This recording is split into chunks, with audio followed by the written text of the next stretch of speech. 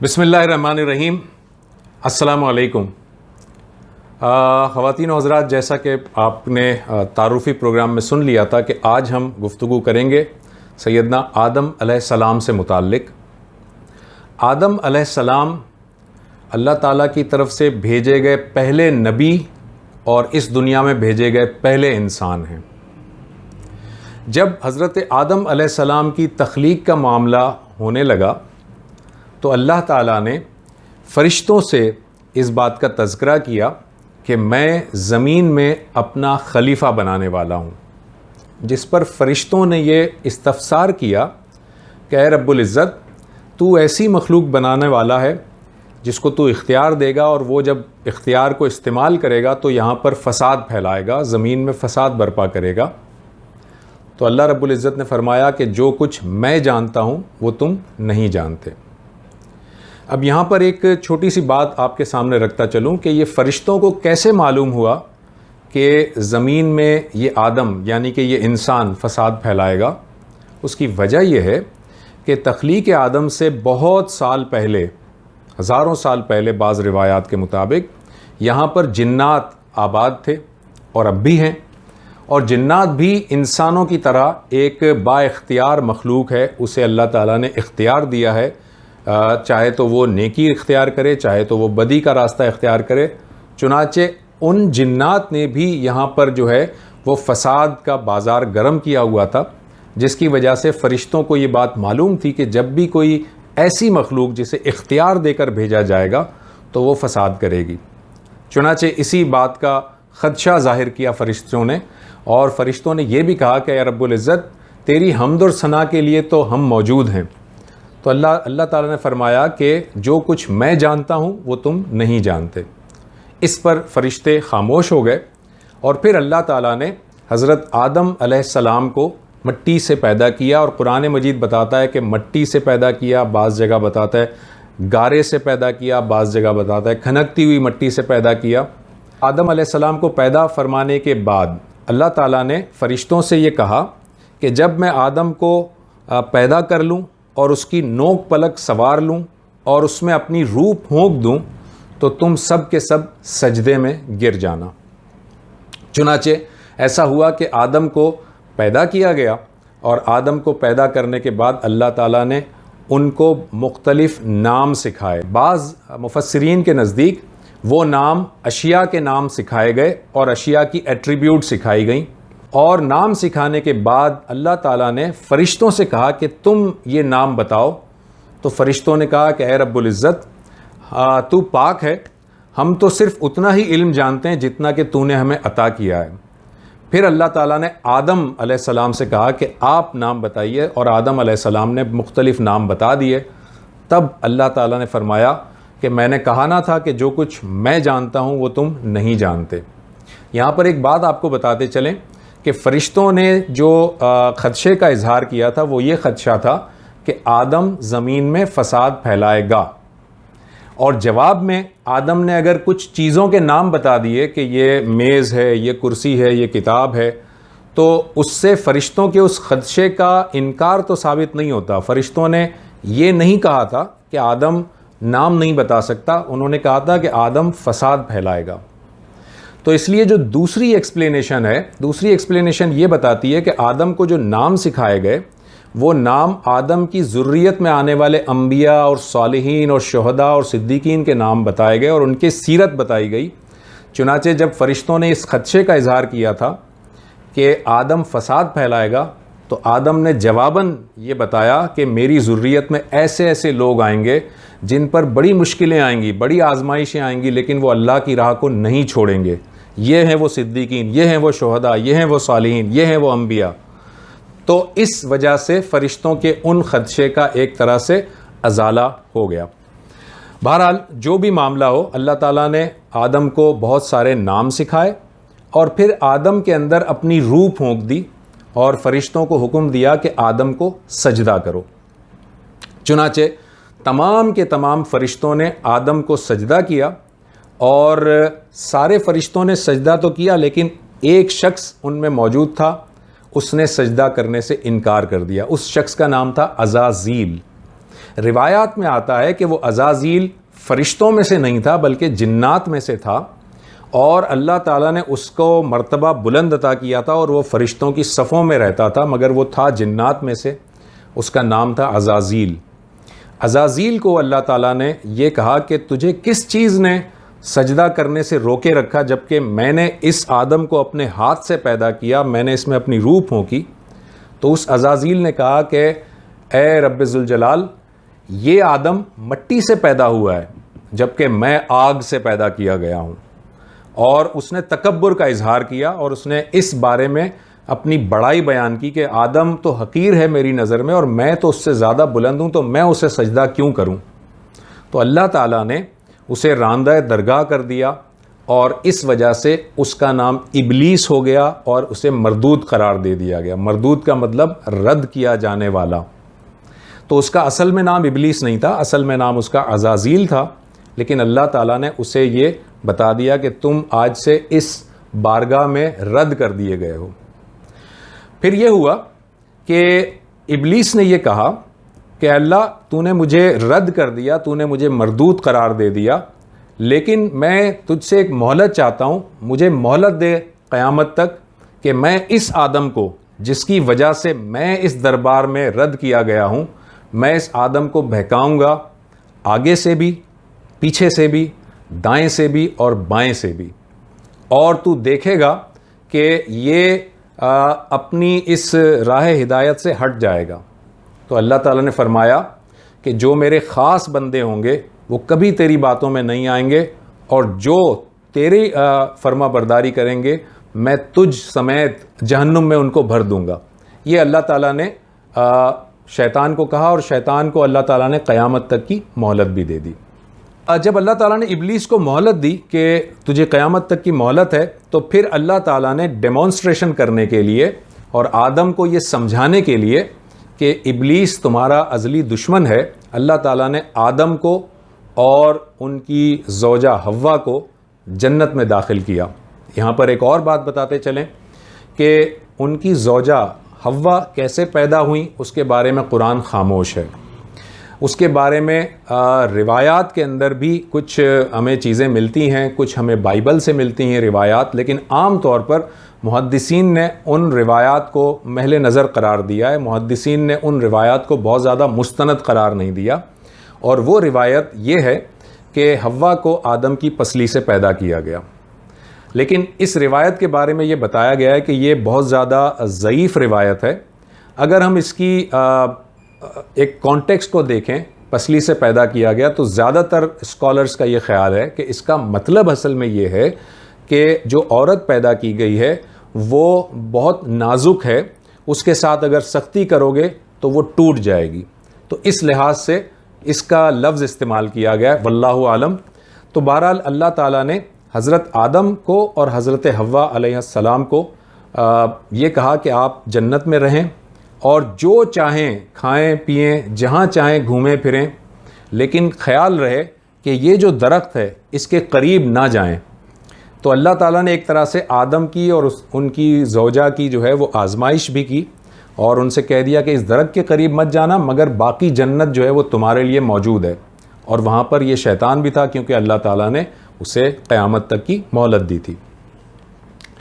تو ہوا یہ کہ آدم اور حوا جنت میں رہنے لگے، اور روایات کے مطابق آدم علیہ السلام اور ان کی زوجہ حوا جنت میں 60 سال اور بعض روایات کے مطابق 100 سال انہوں نے جنت میں گزارے، اور اس کے بعد شیطان نے انہیں بہکایا۔ شیطان آدم علیہ السلام کے پاس آیا اور شیطان نے یہ کہا کہ اس فلاں درخت سے آپ کو اس لیے روکا گیا ہے کہ اگر آپ اس درخت کا پھل کھا لیں گے تو کہیں آپ فرشتے نہ بن جائیں، یا کہیں آپ کو حیات جاویدانی نہ حاصل ہو جائے، ہمیشہ کی زندگی حاصل نہ ہو جائے۔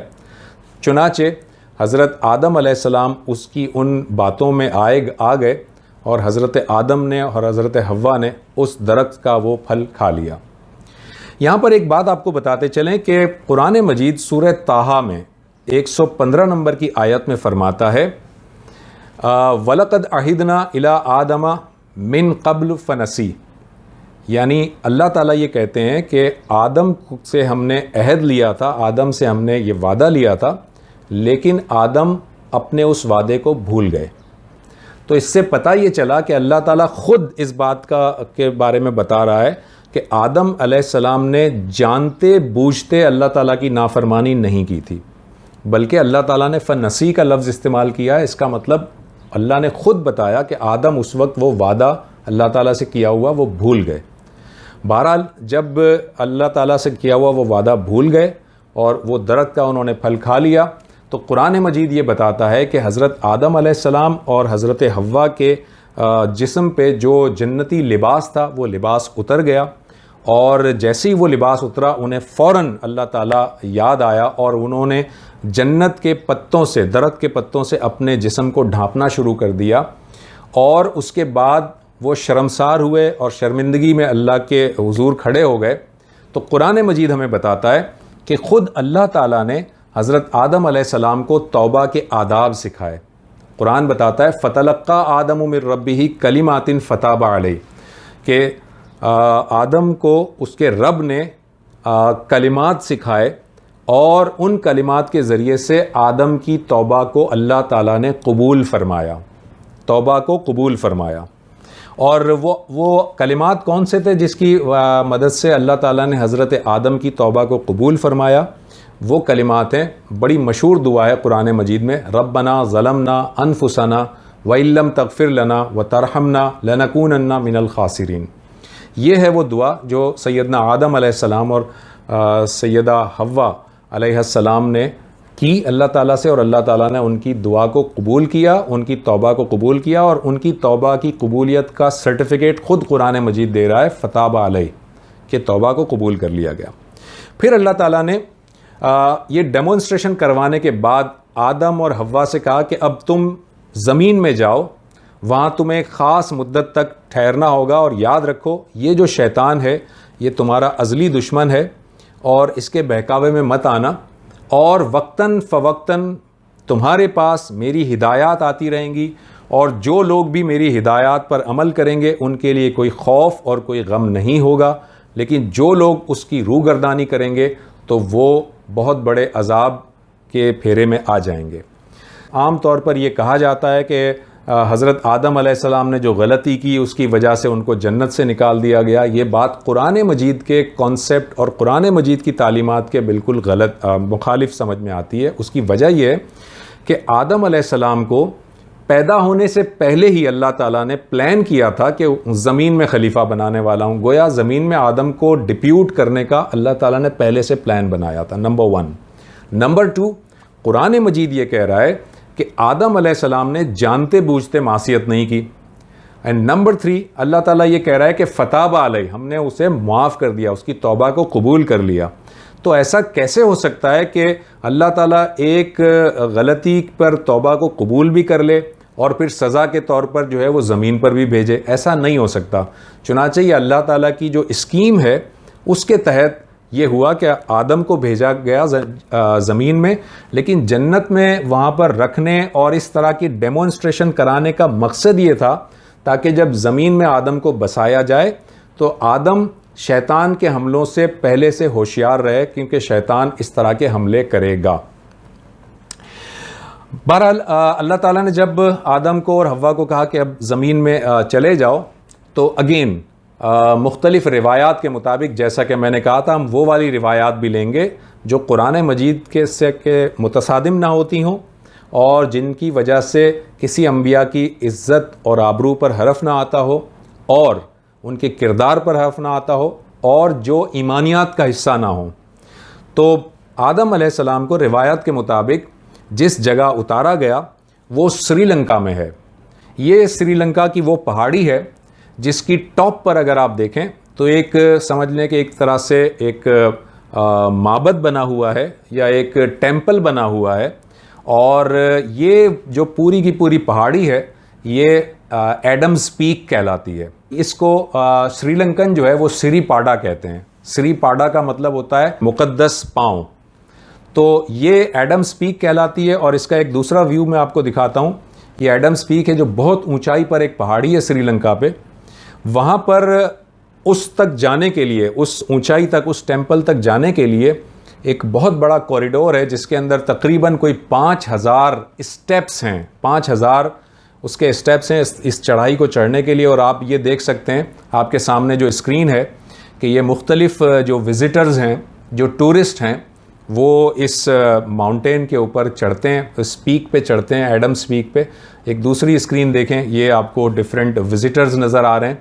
اور یہاں پر جو ہے وہ جب اوپر جاتے ہیں، یعنی اس ایڈمس پیک پہ اوپر جب پہنچتے ہیں تو وہاں پر مختلف شو کیسز میں کچھ فٹ پرنٹس رکھے ہوئے ہیں، اور روایت کے مطابق ان فٹ پرنٹس کو سیدنا آدم علیہ السلام کے فٹ پرنٹ سے منسوب کیا جاتا ہے. میں یہاں لفظ استعمال کر رہا ہوں منسوب کیا جاتا ہے، ظاہر ہے کہ صحیح حقیقت کا علم تو اللہ رب العزت کو ہے، لیکن یہ منسوب کیا جاتا ہے کہ سیدنا آدم علیہ السلام کا فٹ پرنٹ یہ ہے.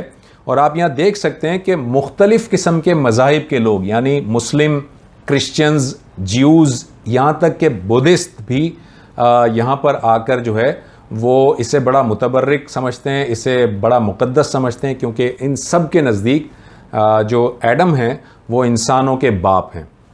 تو ایک آپ کو یہ فٹ پرنٹ نظر آ رہا ہے، اور اس کے ساتھ ساتھ اسی ٹیمپل کے اندر مختلف میں نے کہا شوکیس رکھے ہوئے ہیں.